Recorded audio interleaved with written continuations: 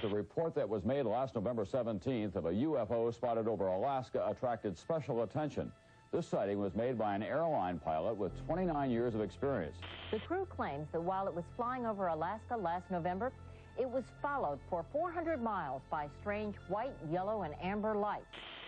Of the thousands of reported pilot encounters with UFOs around the world, few are more harrowing than the episode on the 17th of November 1986, involving Japanese Airlines Flight 1628, high above the Alaskan tundra.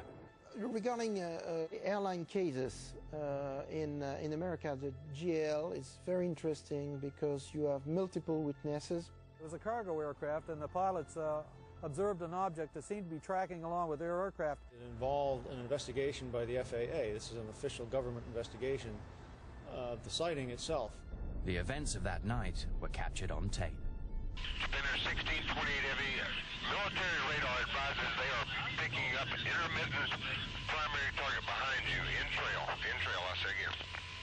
The Boeing 747 cargo jet was on a routine flight from Paris to Tokyo, cruising at 600 miles per hour at an altitude of 35,000 feet. It was headed towards Anchorage, Alaska, to refuel. Suddenly, at 5:11 p.m., Captain Kenju Terauchi, a pilot with 29 years flight experience, saw three large, fast-moving, unidentified objects 2,000 feet below. The largest object was described by Captain Terauchi as resembling a shelled walnut. Captain Terauchi said that the main craft was twice the size of an American aircraft carrier. Co-pilot said it was as solid there as if you were seeing an oncoming jet with its lights on, except it wasn't an oncoming jet. 747 was nothing compared to this big flying saucer. After several minutes of observing the UFOs, the pilots realized that the objects were now matching their speed, 600 miles an hour, and tracking them. The captain reported that the objects began, quote, making moves that are impossible for any man-made aircraft to perform. Then, without warning, two of the smaller craft suddenly rose and shot directly in front of the pilot's window.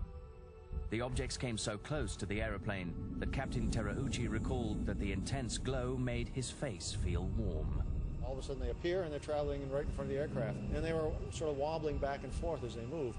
They seemed to be only 1,000, maybe 2,000 feet in front of the aircraft and traveling at 600 and some miles an hour. At that very moment, their radio link to Anchorage went dead, leaving the aircraft flying blind.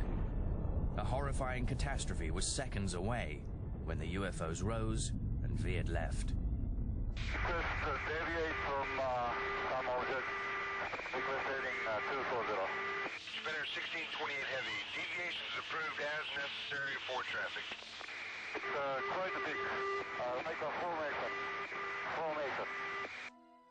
In his official FAA report, Captain Terauchi said we had to get away from that object. Spinner 1628, sir, do you still have the traffic? Disappeared, Spinner 1628. Spinner 1628, if I understand, you do not see the traffic any longer? Okay. Moments later, an urgent message came in from Elmendorf Air Force Base. The unidentified object had now appeared on their radar. Yeah, that's 1-2 again. We have confirmed there is a flight size of 2 around your 1550 squawk. One primary return only. Okay, where is he following him? It looks like he is, yes. Okay, stand by. The phrase flight size of 2 indicated that JAL 1628 had uninvited guests, possibly with hostile intentions. Spinner 1628 heavy. Military radar advises they are picking up intermittent primary target behind you. In trail, I say again. Immediately after this confirmation, the FAA requested that the Air Force scramble jets. Do you have anybody to scramble up there, or do you want to do that? Oh, we're going to talk to your liaison officer about that. It's starting to concern Japan Airlines. I think it's 360 now. It's still falling. Okay, we'll call the military desk on this. Although the military desk took no action, JAL 1628 landed safely in Anchorage at 6:20 p.m. Extensive media coverage around the world has helped make this incident one of the most widely reported UFO cases in history. The JAL case continues to inspire debate about the nature and intent of the objects that tracked the 747. To this day, it remains a mystery. The Japan Airlines 747 had a saucer go around it. The papers mysteriously disappeared from the FAA office. The 30th of January 1987. Only 2 months after the JAL report, a similar UFO event took place in Alaskan skies. But this one involved the US military. A US Air Force KC-135, flying from Elmendorf Air Base in Anchorage to Eielson Air Force Base near Fairbanks, reported a chilling UFO-related incident at 20,000 feet. Showing traffic for us around 1 o'clock. Can't really tell the distance. Seems to be about full altitude. Reactor 29, negative. I have no traffic, and you're 1 o'clock. The pilots reported that the object was strikingly similar to the UFO seen by the JAL flight, a massive, disc-shaped, noiseless object larger than an aircraft carrier. Seconds later, Anchorage Air Traffic Control asked whether the KC-135 still had the object in sight. The pilot replied yes, and added that the object was now only 40 feet from his aircraft. The recent incident involving JAL Flight 1628 even came up in their cockpit recording. We're from California, just visiting up here. People see this sort of thing a lot, other than the Japan airline type. Actor 29, it's very rare seeing the lights up there. 30 minutes later, the Anchorage control tower passed on a message from the local FAA office. Actor 29, the quality assurance staff at the Anchorage Center here requests you give them a call after you land at Eielson. That is concerning the objects we're looking at? Affirmative, sir. I think pilots make especially good UFO witnesses. They know what's normal in the sky and what isn't.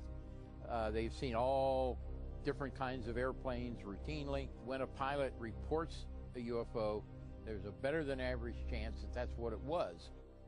The 31st of January 1987. Less than 24 hours after the KC-135 encounter, yet another UFO-related incident occurred in the skies above Alaska. The pilots aboard Alaska Airlines Flight 53 witnessed enormous, bright, disc-like objects tracking their aeroplane.